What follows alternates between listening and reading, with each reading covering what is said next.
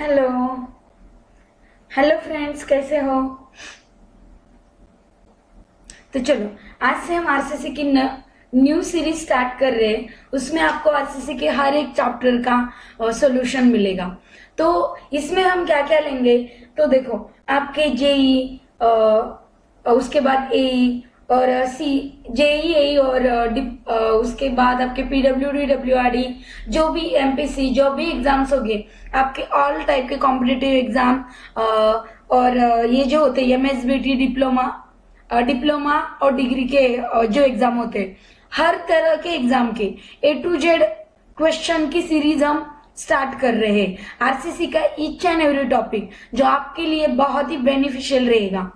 हम फाउंडेशन से मतलब इंट्रो से स्टार्ट करेंगे, तो इंट्रो से स्लैब, बीम, कॉलम, फुटिंग तक, अब ठीक है, अब टिल एंड तक, मतलब जो भी आपको चाहिए उस पूरा की पूरा यूजफुल मटेरियल आपको इस सीरीज पर इजीली अवेलेबल होगा विदाउट एनी कॉस्ट।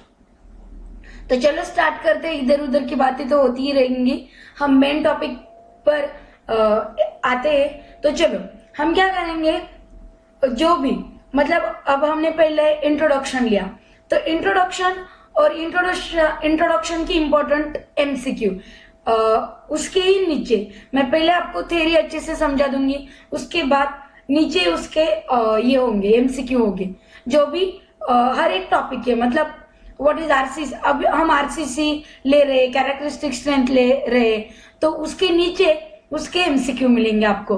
तो चलो स्टार्ट कर दे। फर्स्ट क्या है? तो चलो, कहा थे हम? फर्स्ट है definition of reinforce cement concrete. Okay, तो देखते हैं। The concrete is reinforce by steel bar. Concrete is reinforce by steel bar. Steel bar के साथ हम रेनफोर्स करते, is called as RCC. Okay, reinforce cement concrete. उसके आगे फंक्शन ऑफ रेनफोर्समेंट। ओके, देखो, आरसीसी टॉपिक जितना भी आपको हार्ड लगता है उतना हार्ड नहीं है। हमारे आजू बाजू का ही स्टडी हम कर रहे हैं, सिर्फ वो टेक्निकल वे में। तो बहुत ही सिंपल से फंक्शन है। The main function of reinforcement is to take tensile stresses safely. क्या बोल रही है? मेन फंक्शन क्या है? Take a tensile stresses safely.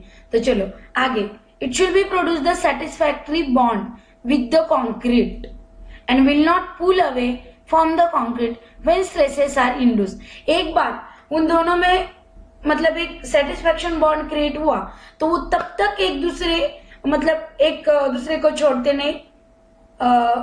Will not pull away from the concrete when stresses are induced. एक बार उनमें स्ट्रेसेस क्रिएट हुए तो एक दूसरे को मतलब एक दूसरे से सेपरेट नहीं होते, इजी होते ही नहीं। ओके, तो चलो next, it will help to reduce undesirable stresses. जो एक्स्ट्रा स्ट्रेसेस होते हैं आपके, जैसे टेम्परेचर स्ट्रेसेस, लाइक दैट। और इधर लिखा भी है उन्होंने, जैसे कि temperature changes. Next, fourth, it will allow the small elongation under stress to avoid excessive deflection. देखो स्टूडेंट, ये दोनों हमारे फिक्स सपोर्ट है, एज्यूम करो।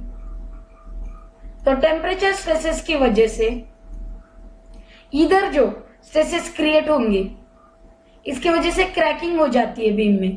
तो it will allow the small elongation, allow करेगा। It will allow the small elongation under stresses to avoid excessive deflection. Okay, तो चलो, बहुत ही इजी था ये पार्ट। चलो आगे के पार्ट की तरफ जाते हैं। हाँ, ये तो मैंने आपके इंफो के लिए दिए हैं। क्या है? Group, grade of designation and the characteristic strength. मतलब ये आते हैं ना कभी कभी, ऑर्डिनरी कंक्रीट किधर यूज होता है, स्टैंडर्ड कंक्रीट कहाँ होता है, उसके ग्रेड कौन से हैं, एम मतलब क्या, ये यानी कि मिक्स प्रोपोर्शन, 10 यानी कि उनका वो ग्रेड रहता है, यानी कि characteristic strength of concrete after 28th day. तो मैंने तो एक्स्ट्रा नॉलेज के लिए रखा है, ये हर किसी को पता होता है, पर चलो आपके लिए, अगर पता नहीं है तो याद रखो, अप टिल M20 तक। हाई कंक्रीट में आता है M60 to M20, M80, sorry, up till M80 तक। हाँ, तो चलो नेक्स्ट देखते हैं limit state. It's a very very important topic. पूरा जो आपका आरसीसी का सिलेबस है वही लिमिट स्टेट पर है। एक बार आपको अगर लिमिट स्टेट समझाना तो आपको ज्यादा एफर्ट्स लेने की जरूरत ही नहीं है। व्हाट इज मतलब हमेशा आता है what is difference between limit state and working stress या अल्टीमेट स्ट्रेस, पर वो अपडेटेड मेथड है। ये जो अपडेटेड मेथड है लिमिट स्टेट, उसके बारे में हमेशा क्वेश्चन रहते हैं, what is limit state, types and all. तो चलो, what is limit state? It is defined as the it is the acceptable limit for the safety and serviceability structure before failure occurs. It is the acceptable limit for the safety and serviceability. It's a very very important. Safety and serviceability. It is the acceptable limit for the safety and serviceability before failure occurs. जब तक fail होता नहीं तब तक ये safety और serviceability के लिए मतलब ऐसा श्योर रहता है, surety. It is the acceptable limit for the safety and serviceability. Okay, चलो आगे। This is an ideal method which take in account the ultimate strength of the structure and also serviceability and durability.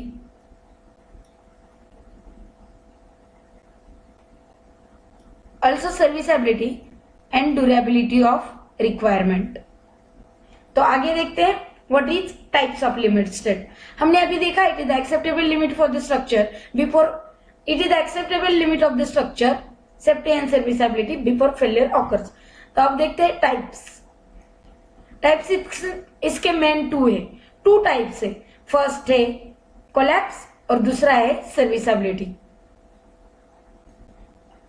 तो collapse में कितने type आते? Collapse में 4 type आते। कौन से? फर्स्ट है limit state of collapse in flexure और बेंडिंग। फ्लेक्चर और बेंडिंग का मीनिंग सेम ही है। उसके बाद limit state of collapse in shear, उसके बाद टॉर्शन, उसके बाद एक्सियल लोड। याद रखो, वेरी वेरी इंपॉर्टेंट। मैं फिर से कह रही हूं, it's a very important. First है बेंडिंग। ये बहुत ही बड़ा हैंडराइटिंग आता है, इससे बेटर है तो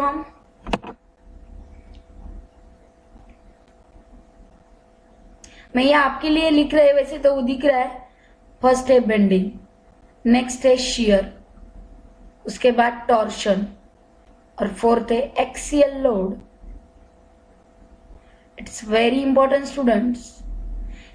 ये अगर करोगे ना तो 2 या 4 तो मार्क्स तो मिल ही जाएंगे। हमेशा आता है कि ये टाइप कोलैप्स में आते हैं या सर्विसबिलिटी में आते हैं। देखो, मुझे जितना पता है ना, मैं उतना मतलब मेरे 100% देने की कोशिश कर रही हूँ। बाकी आपके ऊपर है मतलब क्या करना है और क्या नहीं करना। पर मैं ये पर्सनली कह सकती हूँ कि आप अगर कोलैप्स और सर्विसबिलिटी के वैल्यू अगर ये रट के भी जाओगे तो भी कुछ ना कुछ मार्क्स दिला के रहेंगे।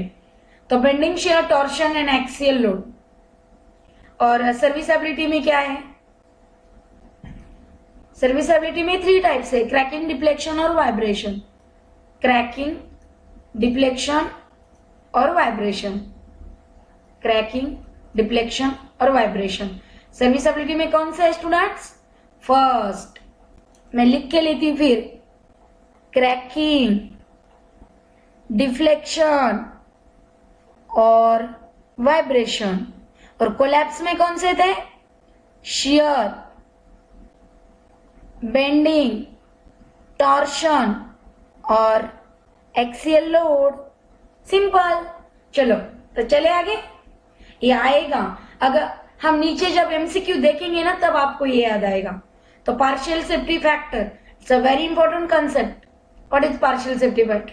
देखो स्टूडेंट, देखा जाए तो ये याद रखने के लिए ना बहुत ही इजी है कि क्या है पार्शियल सेफ्टी फैक्टर। बहुत ही इजी है। देखो, आपको अगर कोई भी चीज लानी है तो आप क्या करते हो? अगर आपको बाजार में जाना है तो आपके पास मतलब आपका जो मटेरियल जो आपकी चीज है वो 100 रुपीज की है, पर आप सेफ साइड पर्स में एक्स्ट्रा पैसे रखते हो 150 या 200। मतलब देखो, हम अगर डेली डेली यूज में भी सेफ्टी का यूज कर रहे हैं, तो वैसा ही है कंस्ट्रक्शन में भी और आरसीसी में भी। अगर हमारा लोड 100 किलो न्यूटन है फॉर एग्जाम्पल, और फ्यूचर में वो बढ़ने वाला है, तो हम क्या करेंगे, उसको एफओएस मतलब पार्शियल सेफ्टी फैक्टर 1.5 से मल्टीप्लाई 100 इंटू 1.5 कितना हो 1.50 किलो न्यूटन। ऐसा ही होता है। तो गिवन जो भी गिवन हमारा मटेरियल होता है उसको हम सेफ्टी से मल्टीप्लाई करते हैं। इसे हम क्या कहते हैं, partial safety factor. It is nothing but okay, सिर्फ फर्क कितना है, वो अलग अलग लेवल पर अलग अलग होता है। मतलब स्टील के लिए अलग, कंक्रीट के लिए अलग, मटेरियल के लिए अलग। ओके, तो चलो देखते हैं। Oh it's a very important. आप बोलेंगे आप हर एक को इंपॉर्टेंट कैसे कह सकते हो, मैं वही ले रही हूं जो वेरी वेरी इंपॉर्टेंट है, वेरी इंपॉर्टेंट है, बहुत ही इंपॉर्टेंट टेबल है दो स्टूडेंट है आपके लिए।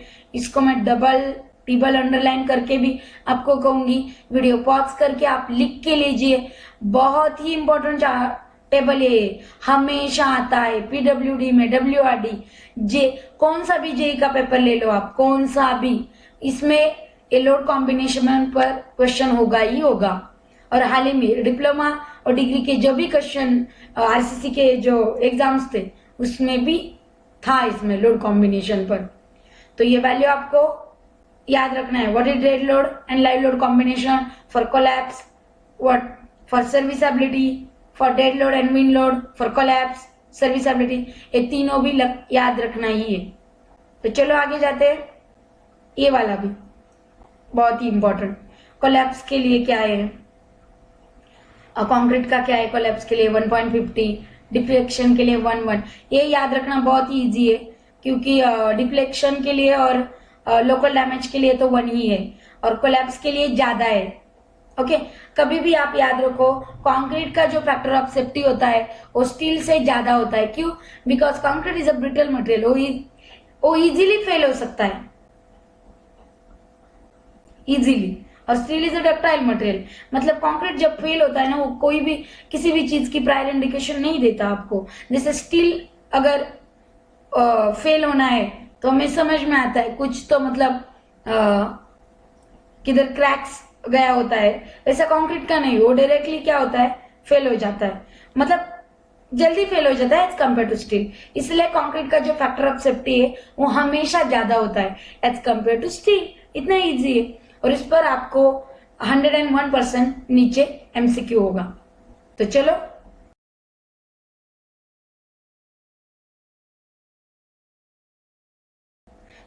कैरेक्टरिस्टिक स्ट्रेंथ क्या होता है, तो देखो मैं आपको इजी लैंग्वेज में बताती हूँ।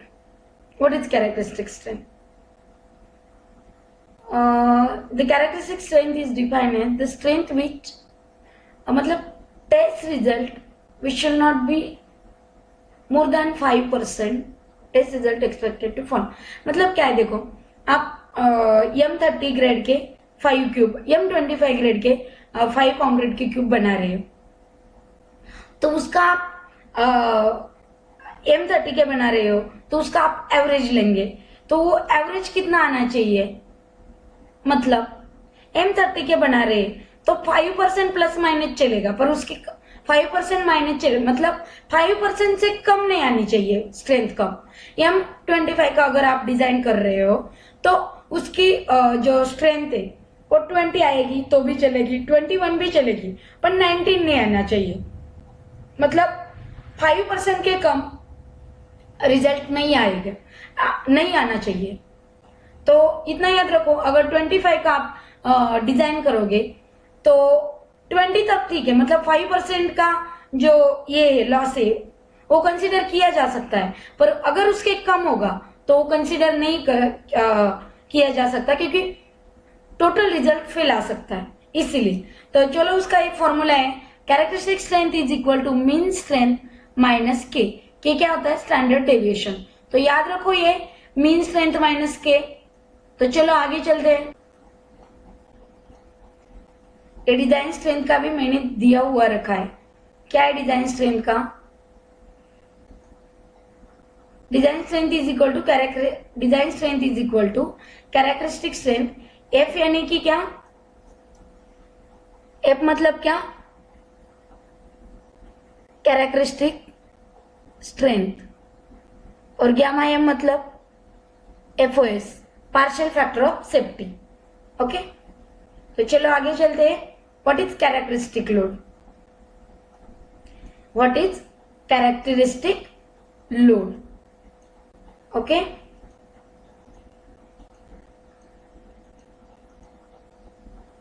व्हाट इज कैरेक्टरिस्टिक लोड और डिजाइन लोड? तो क्या होता है characteristic load? The term of characteristic load means that value of load which has 95% probability of not being exceeded during the life of structure। मतलब देखो, कोई भी स्ट्रक्चर, मैं एग्जांपल दे रही हूँ, फिर से बोल रही हूँ, नहीं तो आप बोलेंगे इतना कम कैसे। मैं एग्जांपल देखो, कोई भी स्ट्रक्चर अगर आप 100 किलो न्यूटन के लिए डिजाइन कर रहे हो, तो the term which characteristic strength means the load, that value of load which has 95% probability of not being exceeded during the life of structure। मतलब देखो,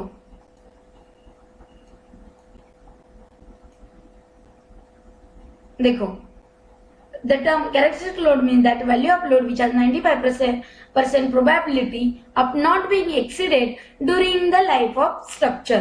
मतलब आप 100 किलो न्यूटन के लिए कोई भी स्ट्रक्चर डिजाइन कर रहे हो, तो उसकी जो 100 किलो न्यूटन ये वैल्यू है, वो पूरा जो ईयर होता है उसका, कोई भी होगा, मतलब हर एक, मतलब कोई ब्रिज है उसकी लाइफ है 100 ईयर। सपोज अब तो 100 ईयर बताना यही मुश्किल है। सपोज 100 ईयर है, 80 ईयर है, तो एग्जांपल लेते हैं 100 ईयर है, तो 100 किलो न्यूटन को आपने डिजाइन किया है, तो 95% प्रोबेबिलिटी ऐसी होनी चाहिए कि वो जो उसकी लोड कैपेसिटी है वो बढ़नी नहीं चाहिए। मतलब इतना हमारा ये होना चाहिए कि 95% probability load not being exceeded during the life of structure. तो बहुत हो गई प्रोबेबिलिटी कि 100 को अगर डिजाइन किया है तो उस पर 95% प्रोबेबिलिटी की लोड बढ़ेगा नहीं फ्यूचर में, क्योंकि हम फैक्टर ऑफ सेफ्टी वगैरह लेके ही डिजाइन करेंगे, ये सारा सोचकर ही। तो चलो चलते आगे।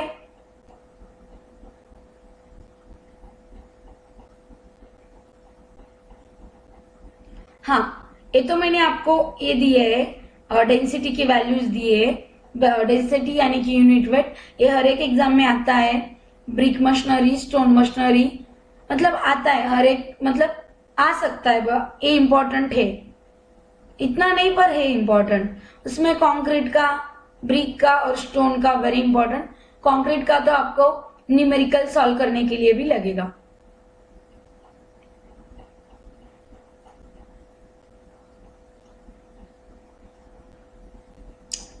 तो चलो जाते हैं हम आगे। तो ये आ गए हम हमारे एमसीक्यू के पास।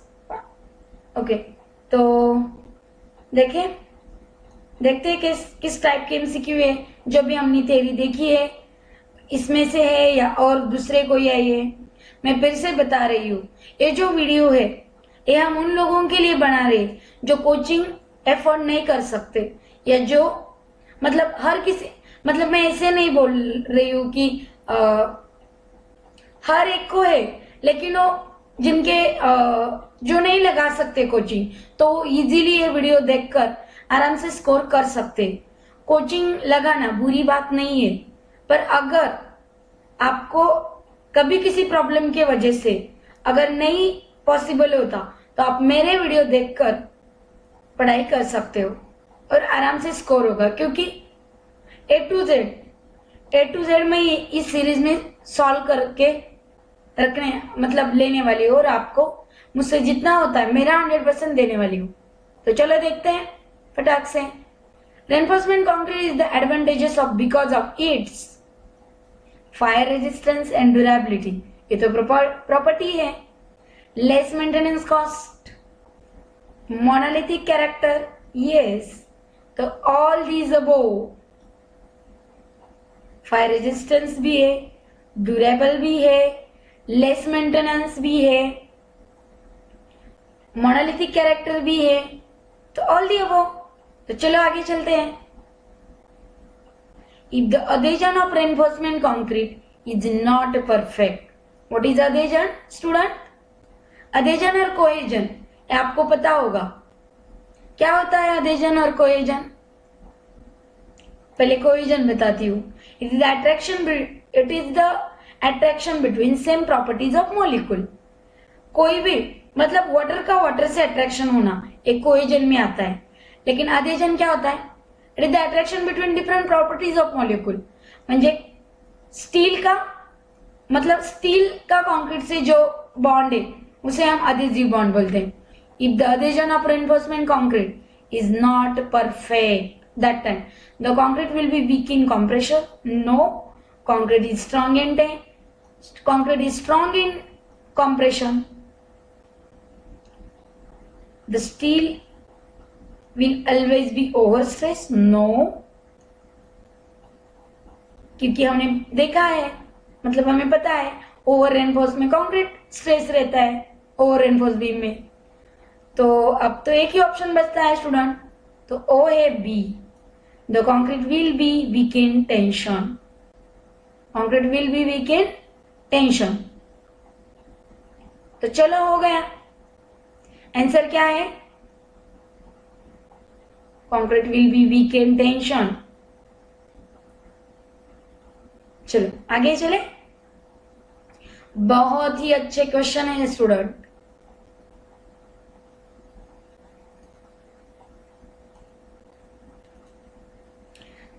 जो हमने अभी ऊपर देखा है वही है, the structure design on the basis of limit state method should be satisfy on the basis of LSM, यानी कि limit state which should be the structure design on the basis of limit state method should be satisfy safety requirement, serviceability requirement। इसका answer क्या है? both safety and serviceability। structure design on the basis of limit state method, safety and serviceability। oh, structure design on the basis of limit state method।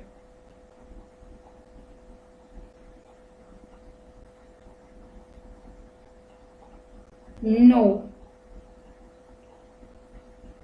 इसका answer है only serviceability and collapse है। The structure design on the basis of limit state method should be satisfy only. ये गलत हुआ है हमसे, इसका answer only B है, serviceability requirement, only serviceability requirement. याद रखो, ओनली सर्विसबिलिटी रिक्वायरमेंट, क्योंकि इधर कोलैप्स होता तो हम बहुत ए एंड बी करते। Serviceability requirement. नेक्स्ट चले, देखो कभी कभी गलत भी हो सकता है, लेकिन गलती हमें जल्दी से अंडरस्टैंड हो जाए तो दूसरी बड़ी गलती होती नहीं, इसलिए कोई इश्यू नहीं। सर्विसबिलिटी रिक्वायरमेंट, आगे चले।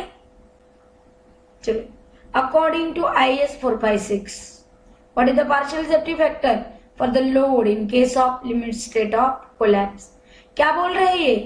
Collapse when the live load taken into, क्या है आंसर कोलैप्स के लिए? जो मैंने टेबल दिया था आपको, आप उसको स्क्रॉल करके लिख सकते हो। 1.50 है इसका आंसर। कोलैप्स के लिए हमेशा 1.50 आता है और लोकल डैमेज के लिए 1 होता है। यहां लिख के देती हूं अगर चाहिए आपको तो।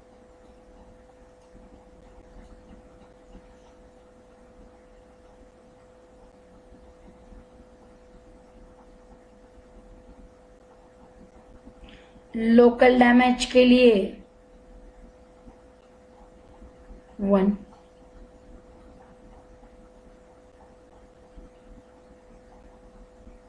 वेरी इंपॉर्टेंट, और मुझे ये क्वेश्चन बहुत ही अच्छा लगता है, बहुत ही अच्छा, मतलब जो हमने किया था वही है। For avoiding the limit state of collapse, the safety of reinforced structure is checked by appropriate load and combination of dead load, imposed load, live load, earthquake load. Which of the following load combination is not considered? इसका answer है C, which of the following is not consider. क्या था हमारा? For avoiding the limit state of collapse, safety and RC structure is check for appropriate load, combination of dead load, impose load and live load. Which of the following is not consider? तो answer है इसका सी। तो चलो student आगे चलते। The characteristic strength of concrete is defined as that compressive strength below which is not more than। तो मैंने तो ये बोला था कि लोड के लिए, अगर देखो पहले हम आंसर निकालते हैं और बाद में, तो इसका आंसर है बी। मैंने बोला था स्ट्रेंथ के लिए 5% है।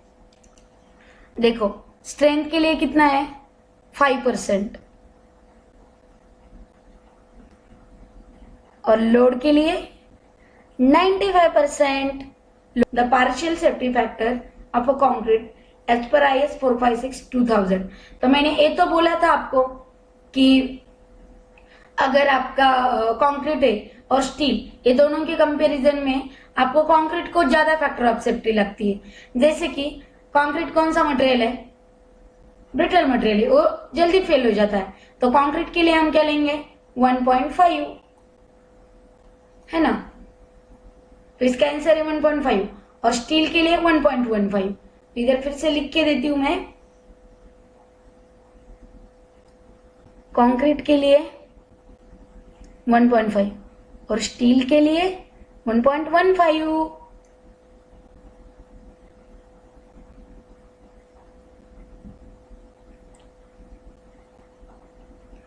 तो चलो फिर the partial safety factor for, क्या है question? Steel is lower than concrete, steel and concrete are same, steel and concrete are same, steel is lower than concrete, steel is higher than concrete. तो इसका answer तो आपके सामने ही है, steel is lower than concrete. तो हो गए, चलिए आगे। Yes, the partial safety factor for a dead load in the load combination dead load plus wind load is taken usually, तो इसका आंसर है 1.5। एक टेबल ही आपको वो याद रखना है। उसके बाद limit state of design of reinforcement in concrete structure, the partial safety factor for strength and concrete, strength of concrete and steel। वही क्वेश्चन है, शायद रिपीट हुआ है। कंक्रीट के लिए 1.50 है और स्टील के लिए 1.1.5। Yes, one more favourite question, the vibration comes under the category of। तो ये तो हमने देखा है, वाइब्रेशन कौन सी कैटेगरी में आता है। तो चलो पहले देखता है कोलैप्स में कौन कौन सा आता है। चलो मैं लिख के देती हूँ, फिर रिकॉल हो जाएगा आपको एक बार फिर से। देखो कोलैप्स के लिए क्या है? Shear, torsion, bending, axial load. अब क्या बचा? कोलैप्स एंड सर्विसेबिलिटी में क्या है? वाइब्रेशन,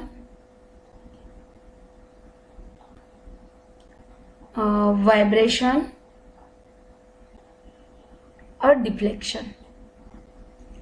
तो हमारा आंसर। और क्रैकिंग, एक तो मैं भूल ही गई, क्रैकिंग, वाइब्रेशन, डिफ्लेक्शन और क्रैकिंग। तो हमारा आंसर है क्या था? Vibration come under the category of limit state of serviceability. Okay,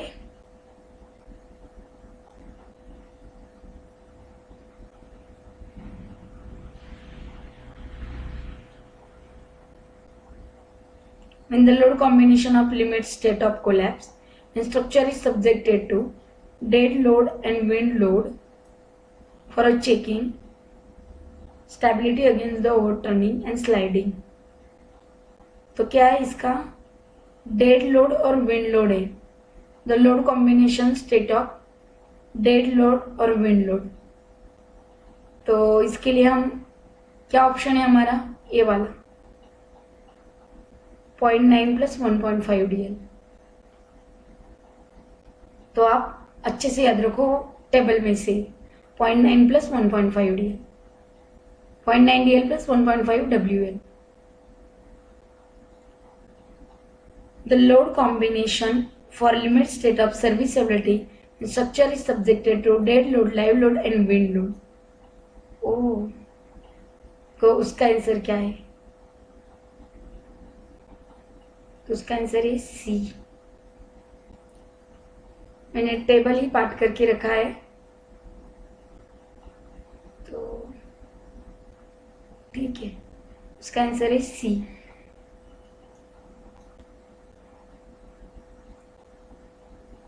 table में से लिए ये क्वेश्चन मैंने।